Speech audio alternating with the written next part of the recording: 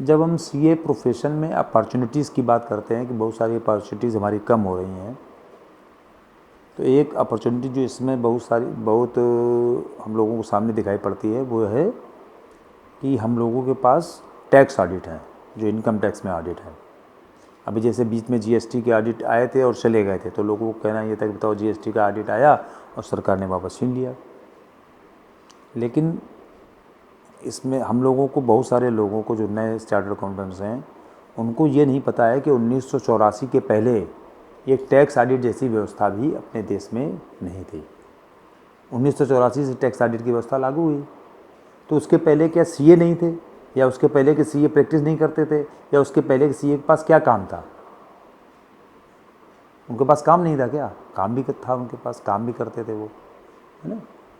तो ऐसा नहीं है कि मतलब कोई अपॉर्चुनिटी अगर तैयार हुई है, नई बनी है, वो ख़त्म नहीं हो सकती है, ख़त्म हो सकती है। जब बनी है तो ख़त्म भी हो सकती है। लेकिन हमें लगता है कि जो सीए इंस्टीट्यूट की स्थापना का उद्देश्य था वो तभी पूरा होगा जबकि देश की प्रत्येक आर्थिक गतिविधि का ऑडिट होने लगेगा। और ये ऑडिट एक लेयर पर नहीं, 2-2, 3-3 लेयर पर ऑडिट होना चाहिए।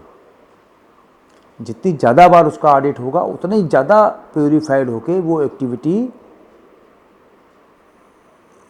निकलेगी, मतलब उतना ज़्यादा उसका प्योरीफिकेशन हो चुका होगा। तो सरकार की किसी भी गतिविधि का, सरकार के किसी भी खर्चे का, इवन जो पब्लिक एक्सपेंडिचर है, सरकार का नहीं, जो पब्लिक में भी जो एक्सपेंडिचर हो रहा, जब हम कंपनी ऑडिट में हम देखते हैं कि 1 लाख की जो पेडअप कैपिटल होती है, थ्रेश कैपिटल होती है, उसका भी ऑडिट करवाने के लिए हम लोग तैयार हैं।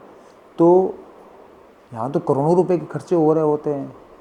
एनजीओ बहुत सारे होते हैं जो कर रहे होते हैं।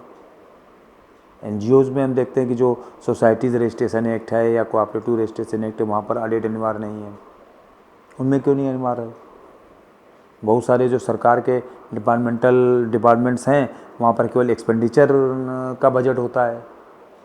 जब केवल एक्सपेंडिचर का बजट होता है तो अपना एक्सपेंडिचर उन्होंने सबमिट कर दिया, काम उनका ख़त्म हो गया।